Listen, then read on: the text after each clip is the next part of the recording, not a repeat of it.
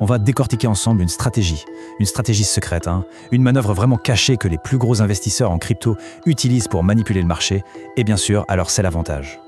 Alors tenez-vous bien, parce que ce qu'on s'apprête à révéler, c'est assez flippant. Voilà, cette phrase, elle vient de nos sources et elle dit tout. Faut bien comprendre, ce n'est pas un accident, ce n'est pas le marché qui est volatile, non, c'est une action délibérée, une stratégie parfaitement calculée où la panique des petits, elle fait la fortune des gros. Alors la question évidemment c'est, quel est ce plan secret? Comment il fonctionne exactement? C'est ça qu'on va mettre à plat ensemble, étape par étape. Allez, on plonge dans les entrailles du système. Ok, pour piger la manœuvre, il faut d'abord identifier les architectes du chaos. Ces personnages puissants, souvent invisibles, qui tirent les ficelles, bien à l'abri dans les coulisses du marché. Et les voilà, nos fameuses baleines. Attention, une baleine, ce n'est pas juste un investisseur qui a beaucoup d'argent. Non, c'est une véritable force de la nature sur le marché. Pensez-y. Une seule décision de leur part, un seul clic pour vendre ou acheter, et ils peuvent déclencher des vagues, voire des tsunamis financiers. C'est ce pouvoir démesuré qui est au cœur de toute cette histoire. Et bien sûr, comme tout bon stratège qui opère dans l'ombre, elles ont une arme de prédilection. Une tactique qui a un nom de code, si on veut, le Bear Raid. Imaginez ça comme une opération quasi militaire, mais financière. Le but, semer le chaos le plus total pour ensuite ramasser la mise. Alors, le Bear Raid, c'est quoi au juste? C'est simple, et c'est ça qui est diabolique. Il ne s'agit pas juste de vendre pour empocher des bénéfices. Non, le but est bien plus pervers. C'est de vendre, mais de vendre tellement et si vite que ça provoque un effondrement volontaire du prix. On détruit la valeur d'un actif, temporairement bien sûr, juste pour pouvoir le racheter pour une bouchée de pain tout en bas. Et voilà leur manuel d'opération. Regardez comme c'est méthodique, c'est chirurgical. Étape 1, le choc. On inonde le marché. Une vente massive, soudaine, le prix s'effondre. Étape 2, la guerre psychologique. On lance une vague de désinformation, de rumeurs partout en ligne. Étape 3, la réaction en chaîne.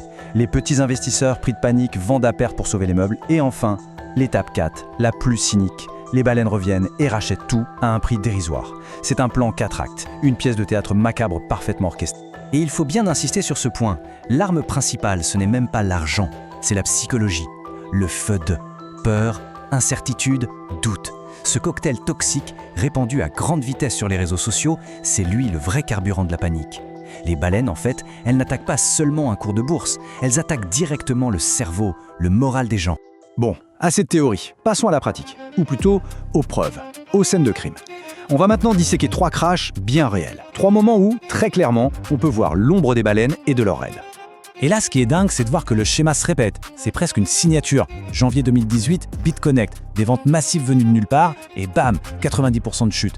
Mai 2022, Terra Luna. On a un rapport qui l'a confirmé noir sur blanc. Quelques gros portefeuilles ont déstabilisé tout l'écosystème pour faire un profit monstrueux. Et puis, novembre 2022, FTX. Les données de la blockchain ne mentent pas, on a vu des liquidations énormes, des centaines de millions, quelques heures à peine avant que tout n'explose. Vous croyez aux coïncidences, vous? Moi non, ce sont des modes opératoires. Et le pire dans tout ça, c'est la conclusion. La tragédie, elle est là. Dans chacun de ces cas, ceux qui ont payé le prix fort, ce sont les petits investisseurs. C'est toujours eux.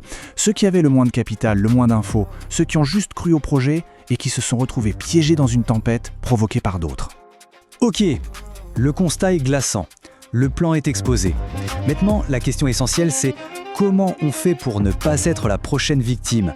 Comment on déjoue le piège? Passons en mode défense, en mode contre-espionnage.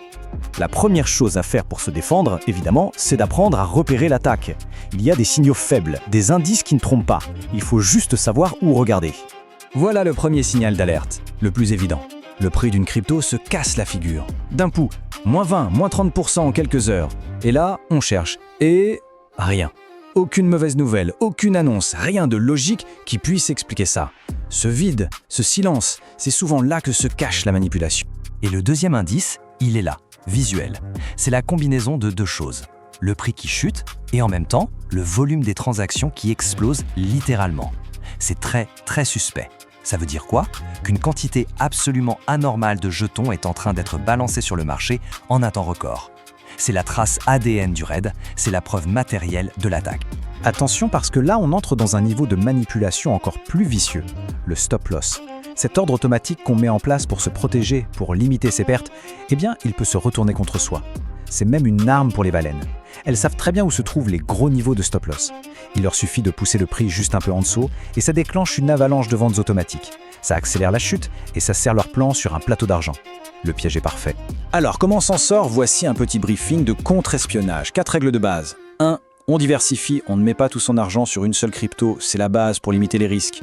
2. On choisit des plateformes d'échange sérieuses, régulées, qui ont un minimum de garde-fous. 3. On utilise des outils comme Whale Alert par exemple pour surveiller les mouvements des gros portefeuilles, voir arriver la vague avant qu'elle ne déferle. Et 4, le plus dur, on garde la tête froide. La panique, c'est l'oxygène des manipulateurs, ne pas leur en donner. On termine avec cette question qui est fondamentale. Maintenant que le piège est révélé, que les cartes sont sur la table, qui contrôle vraiment votre portefeuille? Le savoir, c'est déjà un premier pas pour reprendre le pouvoir. Comprendre qu'il y a des règles cachées, que le jeu est parfois truqué, ça permet de ne plus être un simple pion qu'on déplace. Ça permet de devenir un joueur averti. Et ça change tout.